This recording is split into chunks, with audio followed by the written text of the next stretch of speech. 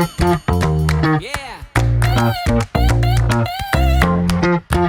Oh yeah. Yeah.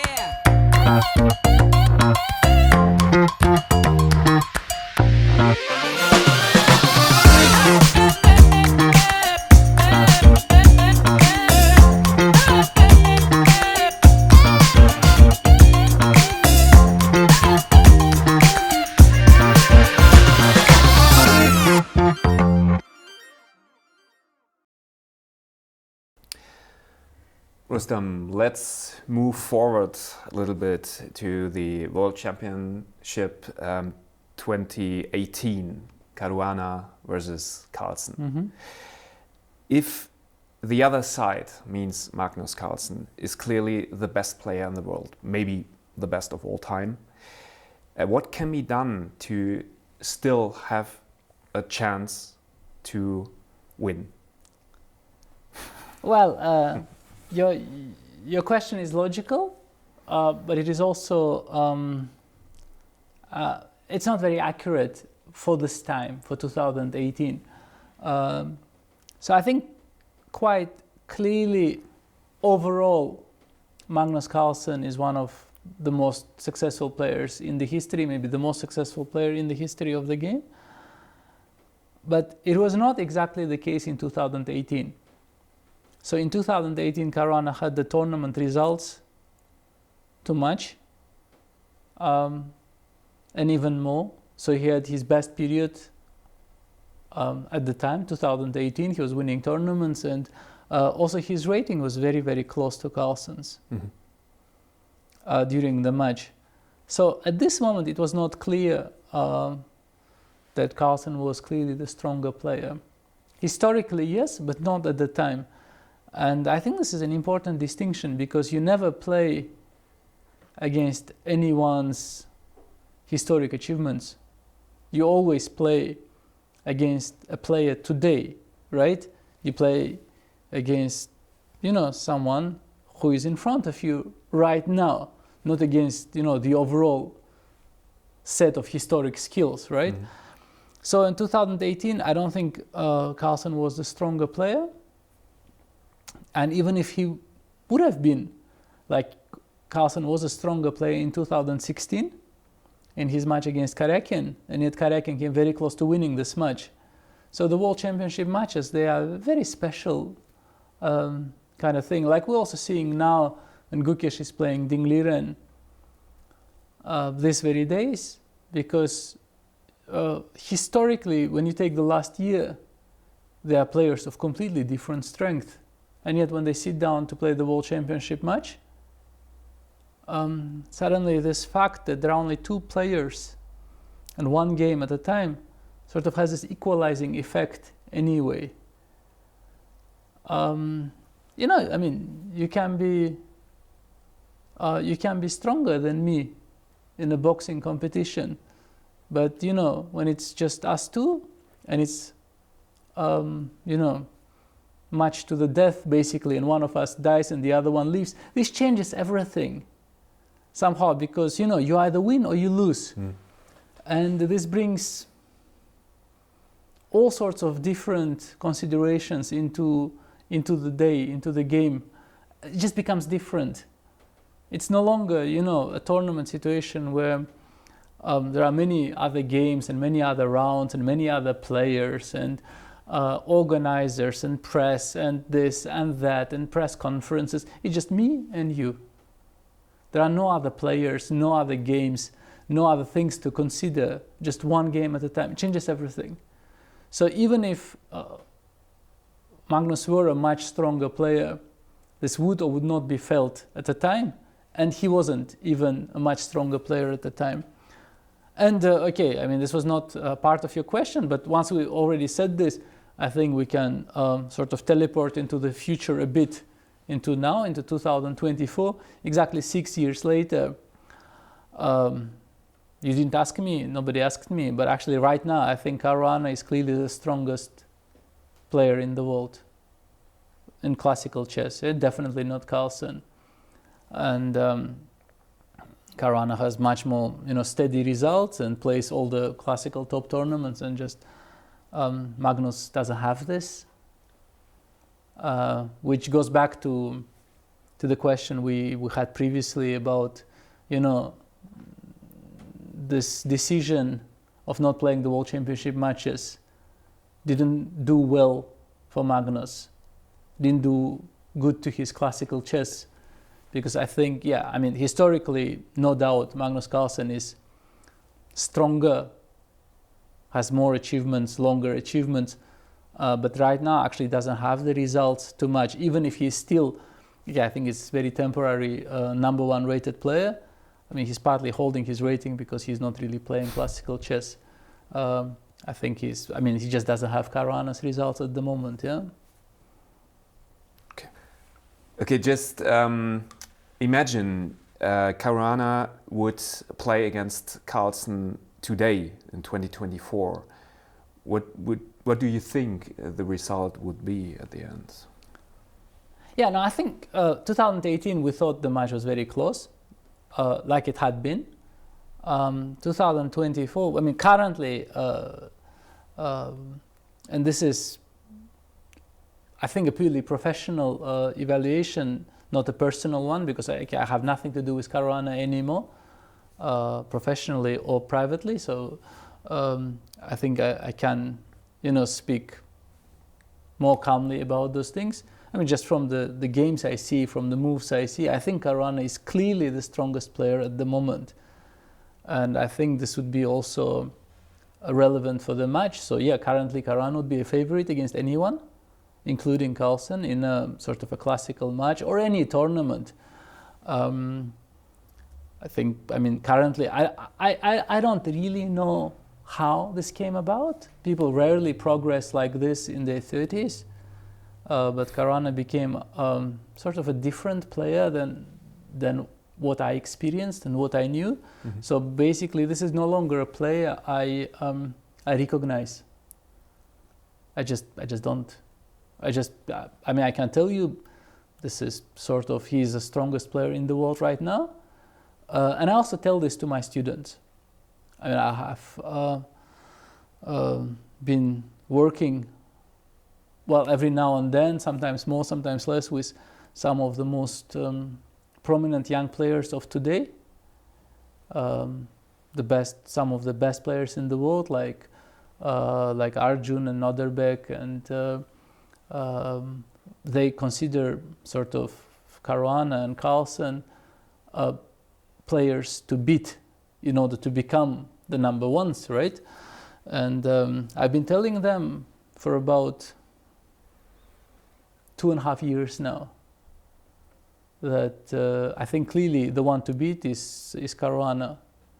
Basically, I think currently, as it stands today, I consider Carlsen in classical chess, like myself, a retired player on a different level, but still pretty much retired from classical chess, because I think you have to play the World Championship cycle, or you have to play the Grand Chess 2, you have to play tournaments like Wachanze and Sinquefield Cup and so on. And if you just play nothing, and you play, European Club Cup and the Olympiad every 2 years and one tournament in Norway, you are a retired player.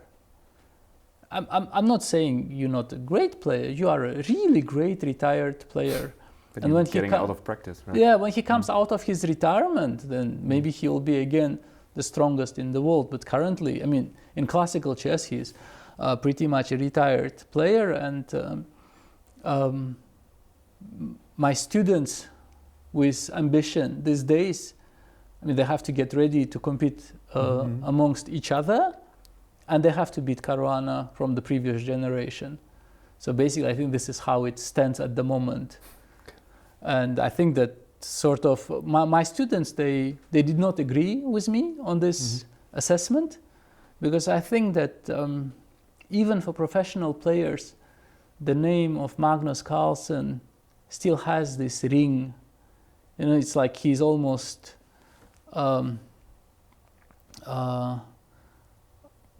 yeah, omnipresent. It's like, you know, like it used to be Kasparov in the 80s and 90s. He was like a household name. And even for professional chess players, Magnus Carlsen is sort of, you know, the name of the greatest players in the world. And it has just been established by now, firmly. But in fact, the results and the quality and everything, they no longer confirm this assessment. And yeah, nowadays I think you have to get ready. I mean, if you want to become a world champion or number one in the world and keep this for a long time, if you want to become the next number one in the world, your stumbling block will be Fabiano Caruana. You have to beat him. This is the one that you have to sort of to beat, and you have to beat him properly, like Magnus Carlsen did for many years, or not for many years, but for maybe about 3-4 years between 2015 and 2019. The dominance of Magnus Carlsen in the chess world was also largely due to the fact that he was overperforming against Caruana at the time. Between 2015, this is not a fact many people know, and I just sort of know it because, well, I was just so deeply involved.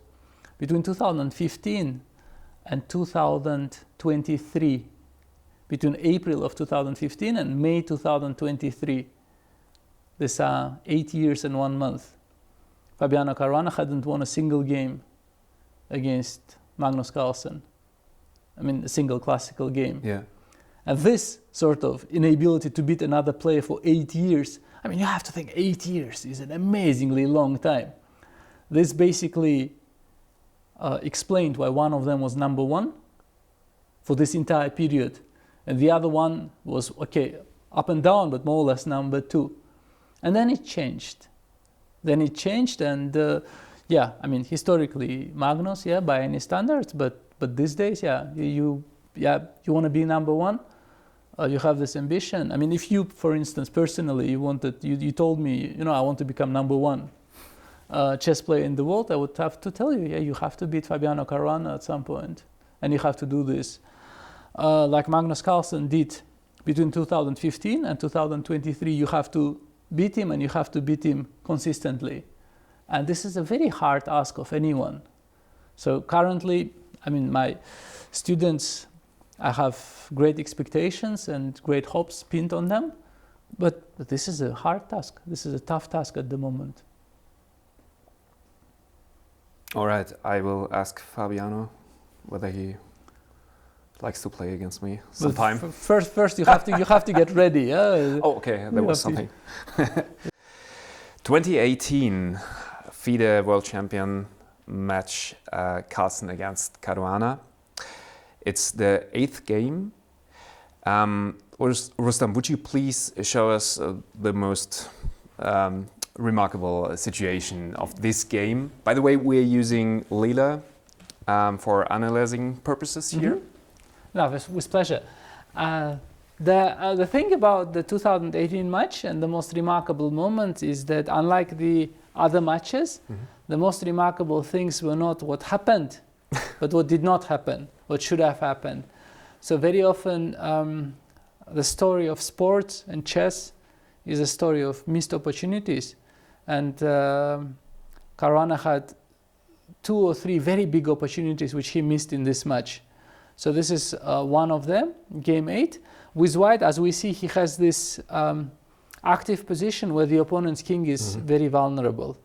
This king has the natural defenses, leaving the king and leaving the king a bit naked, like in the famous fairy tale. Yeah, the king came to my mind as well. Yeah, the king is naked. So basically, what Caruana should have done here is to attack. He should have sensed the moment and started the attack. One of the ways to do this was by playing this move. The queen joins the attack, threatens queen h6, and also next move, the rook can also go to e1, maybe come to e6, join the attack as well. So this was one of those attacking moves forward, so to speak. So one of the lines, black could try to annoy this queen. And then one of the lines is quite funny. Yeah? White goes queen h3. Sometimes also the knight threatens to join the attack. And if black goes bishop f5, white plays g4. So black cannot take en passant because white would be able to take the bishop. And after bishop g6 back, it looks like black has everything under control, but now white rook joins the attack and now comes to e6. And it just turns out that black is completely defenseless here, as probably your engine also. Yeah, it remains rather stable. It's slightly more for white. It's now a -1 almost for black. So, yeah, not that much movement in there, but maybe it comes now. Maybe some engines are better at seeing the tactical solution than others, yeah? Maybe some engines are more, like maybe neural network engines are more positionally inclined. Yeah. And this is a decisive attack, maybe this is But the count more is rising, difficult. by the way. It's now moving up to, well, he's further calculating. Yeah. Okay. So basically white goes rook to e6 and then slowly gets the checkmating attack. And from now on, it would no longer be difficult for Caruana. And basically he completely missed this moment. He missed not only the moment how to attack, but he missed the moment that he should be attacking. And instead, in the position where we started, he just made the pawn move, like he played h3, which was not doing anything. So he this was a tragedy of him in the match, that he was missing these decisive moments to attack. Yeah. He was getting good positions, but not, the feeling when to start the decisive attack. Yeah. So this, I think, was a very important moment in that match. Probably his most realistic chance to win a classical game, get ahead in the match, and then I think it would be very difficult for Carlsen to come back. And as it is, he missed this opportunity, then some others, and the rest is history. Okay, now also the Lila is convinced that it's now turning, and it broke his neck. And now it went up to 1.8. Yeah, no, sometimes even the computers, they need a bit of time to understand just how bad the situation has become. Yeah? So, sometimes I know it's actually more pleasant to show an opportunity taken than an opportunity missed. Like it was much more enjoyable to show how Anand beat Kramnik in the 5th game, but yeah, sometimes you have more missed opportunities than taken opportunities. Yeah, so this was the history of that match. Great. Thank you for this insight. Yeah, thank you. Okay. When we go back to, not now, 2024, but again to 2018, in comparison to your early career as a player, also to your earlier World Championship matches, how has preparation and analysis in chess changed against the background of the new neural engines? Well, 2018, we were made aware of the new generation of engines, the neural network engines. I think they were called Lila back then, something that became LC0. And Alpha 0, we sort of heard somehow, but I think later I actually got to know Demis Hassabis, who was behind this whole project. I actually got to know him personally, and we even had some chess experiences together. But that's a different topic. He actually recently got a Nobel Prize for his work. Congratulations. And also quite an amazing fellow. But this is a different topic. In 2018, we played around with what was Lila at the time. We did not have access to Alpha 0 during the match, and chess players are conservative people. We something new, worked differently from what we were used to. We didn't know how to use it. We just Caruana was definitely not impressed, and this didn't even change like 2 years later, where he was still unimpressed by this whole development. So I don't think it had too much of an impact on us. And from the openings and from what I saw, Magnus used them better, or his team sort of, they were more influenced by these newer engines. Mm-hmm. So for us, they didn't make much of a difference. And in general, I now it's no longer 2008. Sort of nowadays, the computers are so strong, the engines are so strong, so much stronger than us, that it no longer makes a difference. It's basically like in a car industry. I don't know if you remember, but first cars, had like 2 horsepowers, 1.5 horsepowers, and then 7 horsepowers, and then the best had 12. And at some point, 50 years later, some sports cars had 90 horsepowers, and these people, they felt at top of the world. Yeah. And nowadays, it just doesn't make a difference anymore. When you Every buy car has sufficient horsepower. it's not even nowadays. sufficient. Yeah. It's preposterous. I mean, when you buy a car, I sometimes think about this. The thing is, okay, I mean, like, I obviously have a lot of time on my hands. From the things I sometimes think about, you would think that I'm basically jobless and just think about things all the time. But I sometimes think about this. For instance, Porsche has a 4-liter engine. Are you aware of this? They have a straight V6, a 4-liter engine, which has different combinations. You can get it with 400 horsepower, so 510 horsepower, 520 horsepower. And I just think, are there many people in the world who would be able to tell the difference? Like if I put you into a 400 horsepower Porsche or 510 horsepower Porsche, would you really feel the difference? And my bet would be no, you wouldn't. And it's just so much that it just doesn't make a difference anymore. The same is that if one day these cars will have 9,000 horsepower, so 95,000 horsepower, it just at some point it's just insane. Yeah. It is just insane.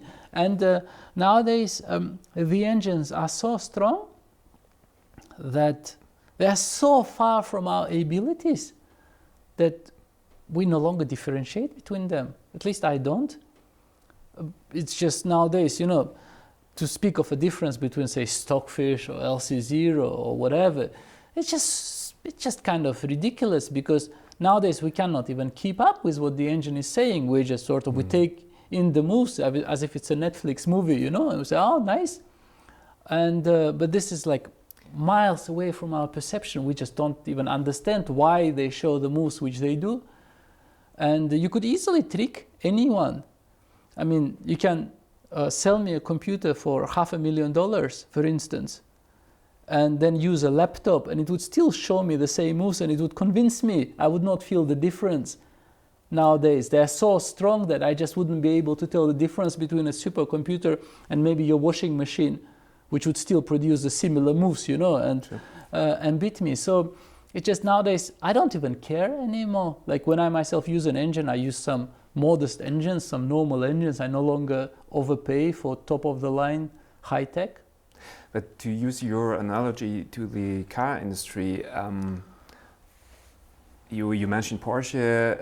I remember the, not personally of course, but the death of James Dean. That was some old Porsche Speedster with, I don't know, 70, 80 horsepower, and he drove himself into death, and now because it was really complicated and dangerous to drive those cars these days, and nowadays there are Porsche's Taycan things, electric cars with more than 1,000 horsepower, and they are, I would think, are way easier to drive to cope with these 1,000 and more horsepower. Is it in the chess?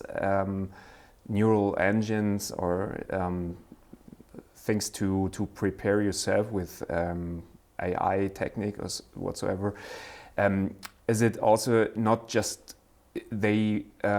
programs became stronger and stronger, but also that the usability become better, so to utilize them. I did not experience Okay. this. I did not experience this. For myself, in the last 15 years, engines got much stronger, Yeah. but the preparation itself did not change very much because our stumbling block is not what the engine shows us. Our problem is still the same. Our problem is our ability to understand and remember the information, and nothing changed there. I mean, Okay. we did not get smarter in last 15 years. It's basically the same. It's like, for instance, imagine you are learning a language. For instance, I myself, I have been trying to learn some French for some time now, without great success, because, you know, I'm an old guy. He's just 2 years older than me. Theoretically, I have access to a lot of knowledge in the world. Nowadays, I have internet, right? I have Duolingo, I have Babbel, I have books, I can read French literature online. I have theoretically access to tens of thousands of French books all the time. Does it help me to understand the language? It doesn't help me That's one a good bit. part. Yeah. My problem is not the amount of information out there. My problem is the limitation of my brain, which is the same problem I have when I prepare for games of chess. For instance, I played a tournament game yesterday. How much time did I spend preparing for this with modern neural networks? What do you think? Hours over hours. Yeah, not 1 second did I prepare for this game, and this was not out of disrespect for my opponent, not at all. This was more or less out of disrespect for my own abilities to learn anything new in those 15 minutes or 20 minutes which I still had available to prepare for this game. I mean, at some point we have to understand what our limitations are. Yeah. And for instance, if I'm driving 1,000 horsepowers, I have a feeling that, you know, I have 900 too many, is one. Also, secondly, I have a feeling none of this is real. I have a feeling it's fake. I mean, honestly, I actually think that, you know, if I would to pull off this prank, nobody would notice. If, for instance, I was a high executive at Porsche or Ferrari, and I would just, you know, I would cut my engines by 2, I would give, you know, 1,000 horsepower as promised, but 500. You No would one drive would this realize. for 20 years, and nobody would complain once, because nobody would ever realize. I mean, none of this is real. I mean, at some point, we already have to understand, you know, things. And most of those cars would vanish in the garage for forever. No, but Once even they though have nobody would even Yeah. be able to tell. Yeah, I mean, how can we differentiate between products if we cannot even tell the difference? I mean, nowadays, you know, you have Stockfish 17 or Stockfish 15. I mean, you could just replace the number. You would never feel the difference. My students, you know, they're very good players. They tell me they feel the difference. Okay, maybe they do. I just don't. Okay, some engines that show me 4 moves, you know, I thank them for that. But I mean, at some point we have to understand just how far removed we are from technology, and that, okay, none of this is real. I mean, at some point this whole development is just too much. I think the development was really interesting when we were closer in strength to the engines, where, you know, you could still play against them, and then at some point they got stronger, and then you could analyze with them, they got stronger, and then you could still sometimes convince them that they were wrong. Sometimes. This was rarer and rarer, and nowadays it's no longer a dialogue, it's more like, you know, they are schooling us.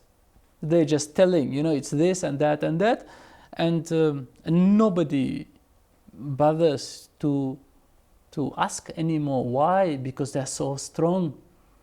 Nowadays the approach is such that Stockfish could just lie to me, and I wouldn't even think that it's possible, because, you know, we're so used to it being 100% correct all the time. So the usability and the usefulness of those things is nowadays not so clear to me. Okay, of course, people prepare, but I think when you get a lot of information that you don't really understand, how useful is this? How useful is information that you just don't understand? Or if you've simply too much information you cannot work with. Well, this is the question. Overload. You can have too much information, but I think when you just don't understand the information you are given, it doesn't even matter whether it's too much, too little. It's not very useful very often, right? And yeah, this just the engines are so far from reality that in 10 days I would not be surprised if the starting position is forced mate in 580 moves. How useful is this information to me? Probably not very much. Probably not very much. Sometimes I can't find mate in 3 if I'm lucky, but mate in 580, I'm sorry, I will not be sitting and spending the rest of my days trying to memorize all the ways to mate black in 580 moves. Yeah, I'm just not gonna do this.